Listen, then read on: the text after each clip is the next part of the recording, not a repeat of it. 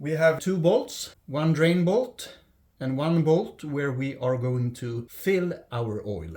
Both of these are 17 millimeters. So let's start and see. Yeah. We use this foil and let the oil drain down into the pan.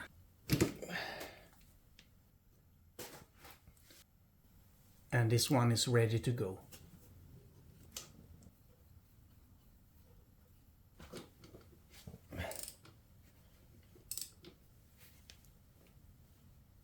And the ports number, I will show you that.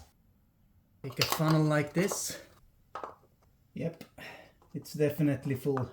This is a little bit of waste, of course, but it's better to be safe than sorry.